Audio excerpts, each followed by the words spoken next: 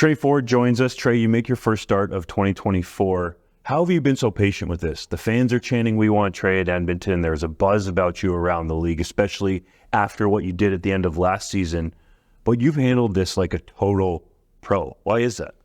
Yeah, I don't know. I would say maybe it's just who I am, but I feel like at the same time, with the CFL experience that I have had, it's been a lot of waiting in general. Like even looking back to last year, right? I was kind of in the same situation. So for me right now, I feel like it's just kind of how it goes, pro ball. I think that's just kind of how I relate to it. But I mean, I'm not a loud, outspoken guy in general, right? I'm not going to go complain to anybody about anything. I'm just going to kind of deal with it. Polite Canadian guy. Polite Canadian guy. Do you think in any way the fact that you played at the University of Waterloo and not a mid-tier or high-level NCAA school put your chances of getting this opportunity a little further behind some of the other quarterbacks that come up to the CFL? I would say I hope not. I'm not saying it is a factor or not. I do feel like when you are at a bigger school and stuff, right, your name's a little bit more hyped. You're playing, against top-tier players around, right? And so I could see from a coaching perspective on why you would want somebody who's been in that situation, especially when, most coaches are American, right? So kind of they're like, I've known what they've played through versus a Canadian guy who went to, a little Canadian school playing in youth sports where the competition level is actually pretty good. But I could definitely see that possibly being a factor for some coaches, but for me, I don't like to look at it that way. I know the type of athlete you were. You made waves in Canadian university football. You won the Heck Crichton Award. You're an elite athlete by any measure. So that's why I wanted to ask you that question. But do you feel like that now that you're finally getting the opportunity, you can pave that way for quarterbacks from youth sports football, or we'll say Canadian university football? Because we've seen Nathan Rourke do it, but he went down to Ohio University and came back up. Yeah, for sure. I would love to pave a way. And I mean, with my quarterback coach Miles Gibbon, like in Montreal, when I go there and I just see some of the talent that he has there right now, I'm like, the Canadian quarterback is definitely developing and getting better compared to where they've been in the past. And there are a lot more Canadians actually going D1 and stuff and getting more opportunity now. But I also don't want them to overlook youth sports as well, because there's good football in there. You can definitely learn a lot and, get the opportunity to play at the next level. Where does your explosiveness come from? That I would probably have to say is just genetic, probably from my dad. So, I mean, I train and work at it, but I mean, a lot of people do, and not everybody's able to, reach that top speed or be that agile. So definitely genetics. What's your dad's name, and does he have an athletic background? Robert Ford. He probably wouldn't like that, though. We just call him Bobby, and B, that's what I call him. I call him B. But, yeah, he always likes to tell a story about how he was supposed to play in the CFL, but then he broke his ankle. And, the typical dad hype story that everybody likes to tell. So, how influential has he been in your career?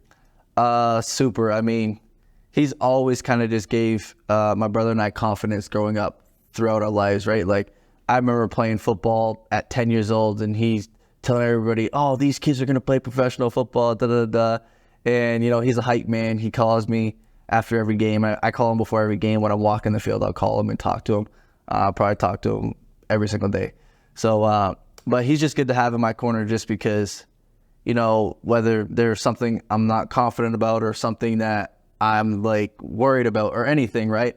And when it relates to football, he's always just like takes a step back and just like, oh, it's like, you can do it, da-da-da, this, that, and hypes me up and tells me, oh, you did this, right? And kind of, blows me up a little bit, but it's good to have him in my corner for sure. How do you pull off these plays, like the one at BMO Field in Toronto last year, the one against the Tiger Cats last week to Javon Leake? The scramble that you had last week was unbelievable, where you actually took off and ran.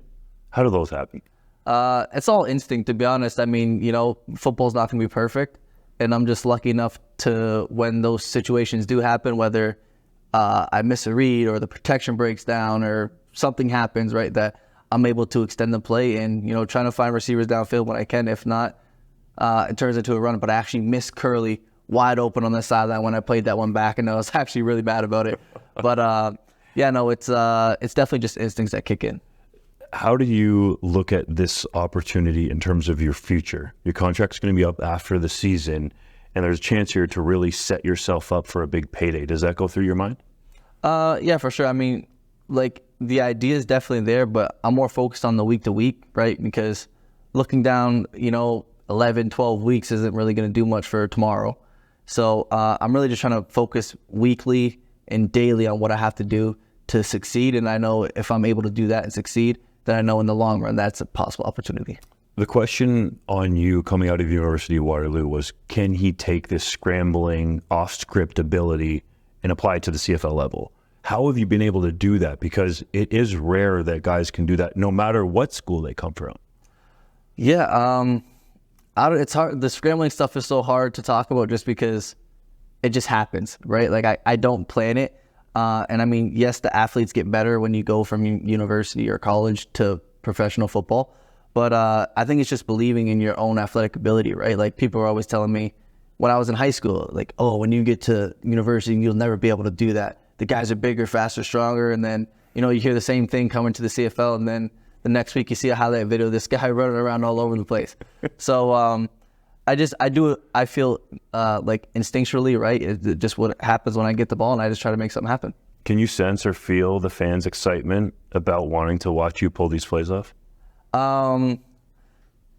Not really, because I don't actually ever get to see it live, right? Because I'm always the one doing it. So and when you're in the game, you don't really hear anything. People always talk, oh, the fans are so loud, but when you're actually playing in the game, you don't hear any of it. So it's hard to feel the excitement live, but then going back and then, you watch a video on it or something and you hear the fans getting all excited and stuff. It's super, super cool. And I'm happy that I can do that for them. Do you turn into Willie Beeman on the field? Like you're just in the zone? Just locked in, can't hear anything because you're just so worried about not worried, but just locked into what you got to do, trying to see who's where on the defense to determine where you're supposed to go with the ball pre-snap. And then when you say, hi, everything starts flying around. So that's the excitement we all love, man. Thanks for sharing a few minutes with us. Appreciate it. Thank you.